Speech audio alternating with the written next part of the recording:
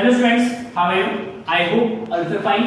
Student, today we are going to discuss some numerical which is based on Faraday's law of electromagnetic induction and magnetic flux. Magnetic flux and electromagnetic induction की जो loss पढ़े थे हमने कल Faraday's law, उनके base पे कुछ numerical हम सॉल्व करते हैं. So now let us say first question. A rectangular loop of area 20 cm into 30 cm is placed in a magnetic field of 0.3 Tesla with plane first normal to the field, second inclined 30 degree to the field and parallel to the field.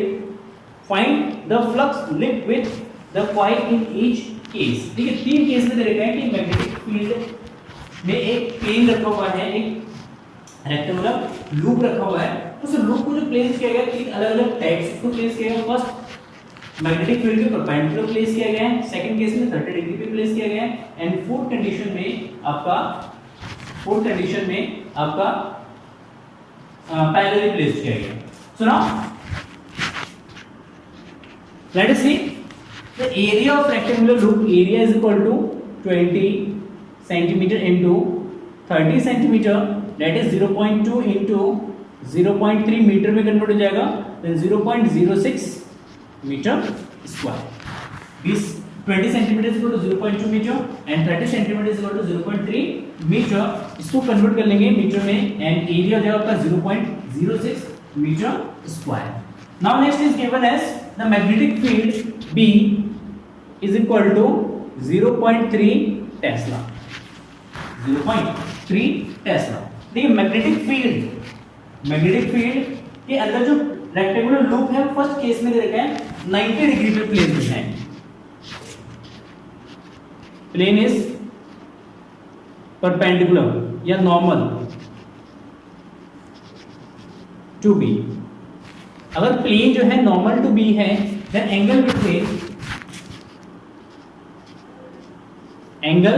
Between area vector and B that is 0 degree. Just like this, magnetic field इस direction में, magnetic field इस direction में इसने इस तरीके से perpendicular एक plane रखा है, इस तरीके से प्लेन रखा है. तो इस प्लेन का जो एरिया वेक्टर होगा that is normal to the plane and it is in the direction of magnetic field. तो नॉर्मल वेक्टर एंड बी के बीच में जो एंगल बनेगा दैट इज 0 डिग्री, तो सेम डायरेक्शन में है. Then flux, magnetic flux phi b is equal to BA cos theta, then B is equal to 0.3 into A 0.06 into cos 0. So 3 6 18 1 2 3 1 2 3. ठीक, और cos 0 का वैल्यू कितना जाएगा हमारा 1 to 0.08 वेबर. फ्लक्स है, यूनिट ऑफ द फ्लक्स का weber. Second case में the angle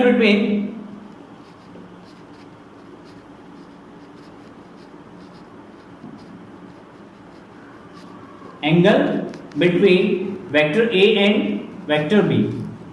सुनो नेक्स्ट सेकंड केस में जो आपका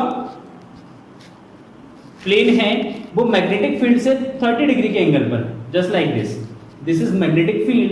आपका प्लेन इस तरीके से रखा है, इस तरीके से रखा है. कितने एंगल पे? 30 डिग्री के एंगल पे. ये जो एंगल है आपका ये 30 डिग्री का एंगल, 30 डिग्री का एंगल है. This is 30 degree. Plane and magnetic field के बीच का एंगल 30 डिग्री है. यहाँ पे magnetic field and normal area, इस प्लेन का जो नॉर्मल वेक्टर है ये एरिया वेक्टर है, उसके बीच में एंगल कितना बनेगा? तो इस पे नॉर्मल वेक्टर इस डायरेक्शन में होगा like this, area vector and area vector and magnetic field के बीच में ये वाला जो एंगल होगा ये कितना होगा 90 माइनस 30 दैट इज 60. क्योंकि प्लेन पे क्या है नॉर्मल है एंड ये 30 है तो 90 में से 30 को क्या करेंगे माइनस करेंगे, then beta is equal to 90 minus 30 that is 60 degree. Then phi is equal to phi b is equal to BA cos 60 and B into A का मल्टीप्लाई होगा 0.018. ऊपर कैलकुलेट कर चुके हैं, देखिए A इंटू B का value कितना है 0.018 एंड cos 60 का वैल्यू 1/2, 1/2 से इसको डिवाइड करेंगे तो 0.009, again this is equal to 0. And third condition theta is equal to 90 degree. Why? Theta is equal to 90 degree. Theta is equal to, we take 90 degree. Why? Because just like this is the magnetic field lines B, and plane जो है आपका वो इस तरीके से रखा है, magnetic field के पैरेलल रखा है. जब मैग्नेटिक फील्ड के पैरेलल होगा then area vector in this direction, then area vector and magnetic field के बीच में एंगल कितना बनेगा 90 degree. So theta is equal to 90. If theta is equal to 90 then cos 90 is equal to 0 and cos 90 is equal to 0 then phi b is equal to 0. तो third case में अगर magnetic field के parallel है कोई भी loop, चाहे वो rectangular loop हो, सर्कुलर लूप है या कोई प्लेन है, तो उस प्लेन से जो मैग्नेटिक फ्लक्स निकलेगा या उस प्लेन से जो मैग्नेटिक फ्लक्स लिंक करेगा दैट इज ऑलवेज 0. वो क्या जाएगा हमेशा 0 के इक्वल होगा. क्लियर? सुनो, let's see next numerical. A small piece of metal wire is dragged across a gap between the pole pieces of magnet in 0.5 seconds. The magnetic flux between the pole pieces is known to be 8 into 10 to the power minus 4 Weber. Estimate the EMF induced in the wire. उस wire में कितना EMF induce होगा वो calculate करते हैं. ठीक है, सुनो, let's see.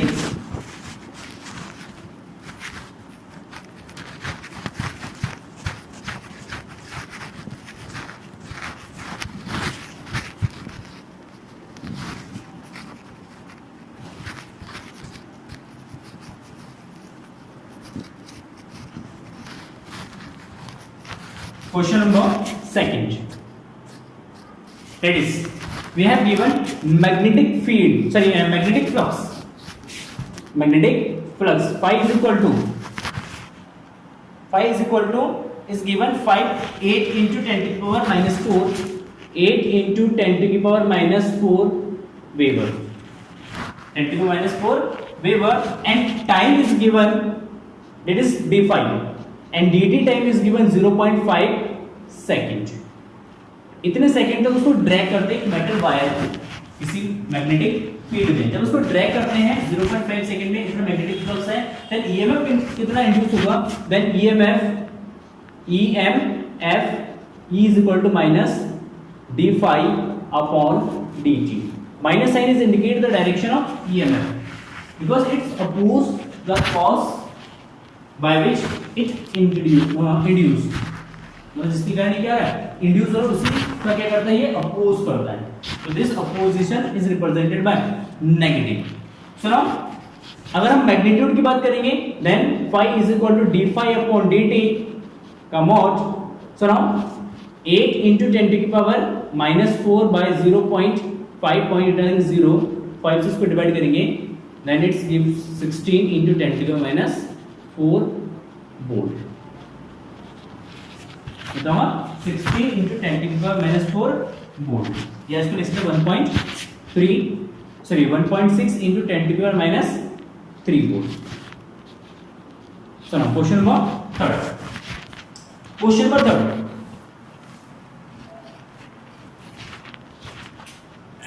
A magnetic flux through a coil perpendicular to the plane is varying according to the relation phi is equal to 5t cube plus 4t square plus 2t minus 5 Weber. Calculate the induced current through the coil at t is equal to 2 second if the resistance of the coil is 5 ohm.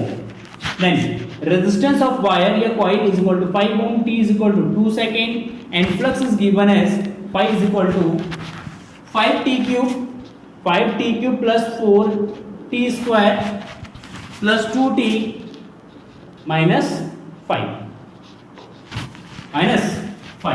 सुनो कितना current induce होगा वो calculate करना है. सुनो सबसे पहले EMF calculate कर लेते हैं. EMF E is equal to d phi upon dt dy upon dt, that is d upon dt 5t cube plus 4t square plus 2t minus का 5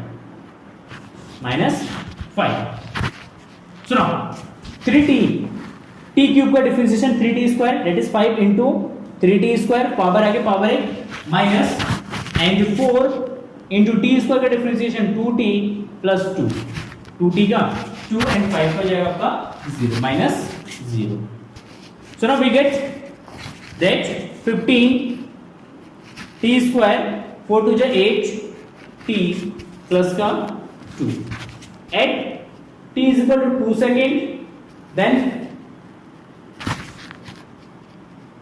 EMF E is equal to what, that is 15 into 2 का square plus 8 into 2 plus 2 2 का square 4 into 15 that is 60 plus 8 to the 16 plus 2 so 16 plus 16 76 plus 2 78 volt then current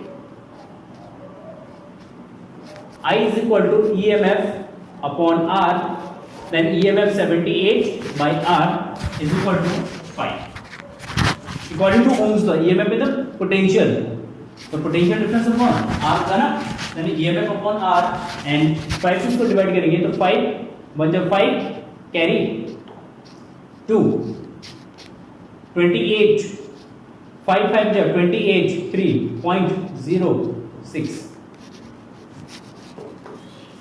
तो उसका current होगा उसमें वो जाए आपका 15.6 ampere so now let's say next question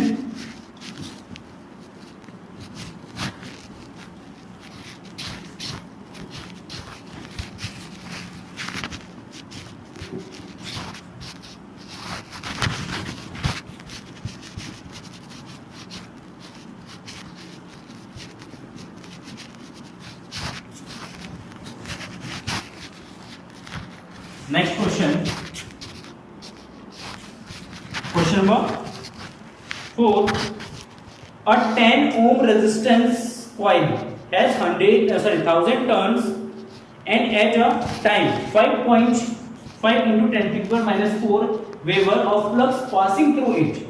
If the flux falls to 0.5 into 10 to the power minus 4 Webers in 0.1 second, find the EMF generated in board and charge flow through the coil in coulomb मतलब कितना charge flow हो रहा है वो calculate करना है ठीक है और कितना ईएमएफ प्रोड्यूस होगा वो कैलकुलेट करना है so now we have given the initial flux that is 5.5 into 10 to the power minus 4 weber and phi2 final flux इतना फ्लक्स था इससे रिड्यूस हो गया दैट इज कितना 0.5 into 10 to the power minus 4 weber कितने time interval में that is time period delta T is given as 0.1 second 0.1 second मतलब 0.1 second में फ्लक्स phi1 से phi2 हो गया मतलब 5.5 into 10 to the minus 4 weber से 0.5 into 10 to the minus 4 weber हो जाता है तो अब इसमें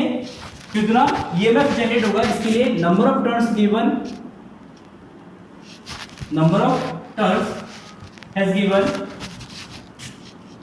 1000 turns and resistance of coil is 10 ohm कितना है 10 ohm so now we get EMF E is equal to N delta phi upon delta t and delta phi upon delta t so now n phi2 minus phi1 divided by delta t flux में कितना change होगा final flux minus initial flux final flux minus initial flux अब यहां पे minus sign indicate करते हैं minus ले लेते हैं so now we get minus n is equal to 1000 so now phi2 is equal to 0.5 into 10 to the power minus 4 minus phi1 is equal to what 5.5 into 10 to the power minus 4 divided by time delta t that is 0.1 0.1. So now minus 1000 into, इसमें से इसको minus करेंगे तो आएगा 5 into 10 to की power minus का 4, minus में आएगा ये, डिवाइड बाय 0.1, पॉइंट हटा देंगे 0 हो जाएगा, तो माइनस 10 टू की पावर 4, दिस इज 10 टू की power 4, minus and minus plus into 5 into 10 to की power minus 4 plus 4 cancel, 5 volt. तो EMF is 5 volt. Then current I is equal to EMF upon R, then 5 by 10 divide करेंगे, that is 1 by 2, 0.5 ampere. It is equal to 0.5 ampere. And कितना charge उसमें से flow हो रहा है, charge calculate करना है. Then charge Q is equal to I into T, then I 0.5 into T, T is equal to 0.1, that is 0.05 coulomb of charge flow हो रहा है. मतलब उस कॉइल से कितना चार्ज फ्लो होगा 0.1 सेकंड में, that is 0.05 coulomb charge flow. Clear? So now let's see next question, question number 5. Let's C fifth number question.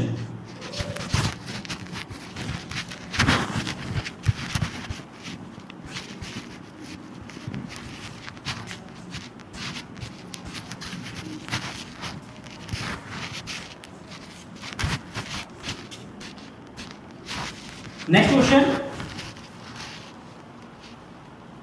A coil with an average diameter of 0.02 meter is placed perpendicular to the magnetic field of 6000 Tesla. If the induced EMF is 11 volt when the magnetic field is changed to 1000 Tesla in 4 seconds, what is the number of turns in the coil? तो उस coil में number of turns कितने होंगे वो हमें calculate करना है, number of turns. So now diameter of the coil, diameter of coil, diameter is equal to 0.02 metre,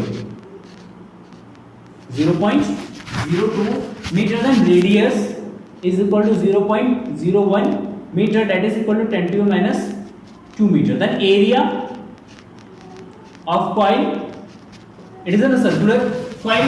So now area A is equal to what? Pi r square. Then pi into 10 to the power minus 2 का square, then 3.14 into 10 to the power minus 4 meter square. This is the area of coil.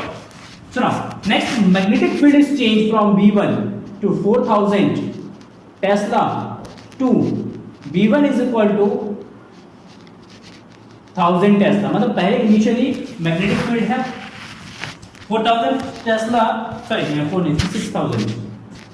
6000 tesla, and 4 second में वो reduce हो जाता है 100 tesla में, sorry 1000 tesla में.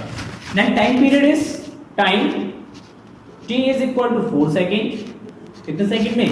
4 second में. Induced EMF होता है उसमें, ईएमएफ इंड्यूस होता है 11 volt, that is 11 volt.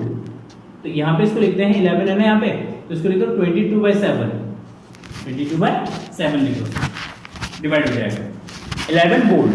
So now number of turns calculate करना है, उस कॉइल में नंबर ऑफ टर्न्स कितने हैं वो कैलकुलेट करना है. So now EMF E is equal to what?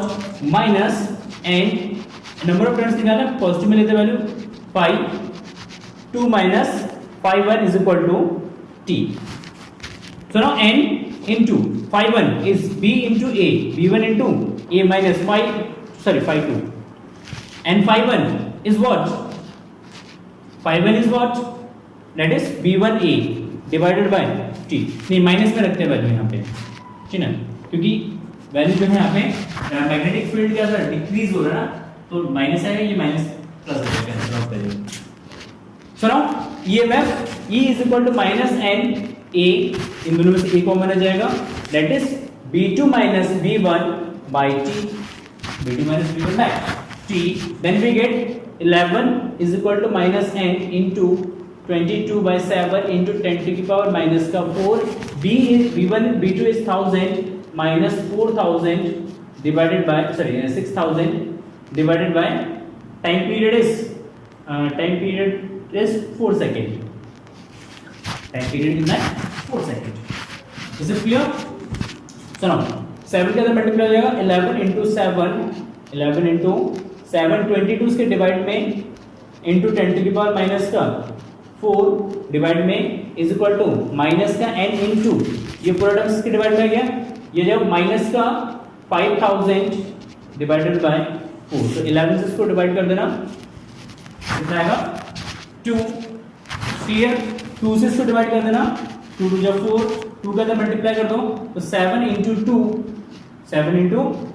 into 10 to the power 4, ये ऊपर चला जाए तो पावर 4 हो जाएगा, माइनस एंड माइनस प्लस 5000 इसके डिवाइड में जाएगा, 5000 is equal to n, 5000 is equal to n। देखिए इससे इसको डिवाइड करेंगे तो ये 10 आएगा और 5 से इसको डिवाइड कर देना 2 2 जा 4 4 7 जा 28 टर्म्स। तो उस कॉइल में कितने टर्म्स होंगे, दैट इज 28 टर्म्स। 28 टर्म्स होंगे, इसको कैलकुलेट करेंगे तो 28 टर्म्स है, ठीक है। तो आई होप क्वेश्चंस क्लियर होंगे और ऐसे बहुत सारे क्वेश्चन आपको मिलेंगे, आपको बस क्या करना है, आपको सॉल्व करना है, प्रैक्टिस करनी है क्वेश्चंस की, ठीक है ना। किसी क्वेश्चन में डाउट है तो आप डाउट सेशन में या पर्सनली पूछ सकते हैं। And thank you for watching this video, have a nice day, bye bye.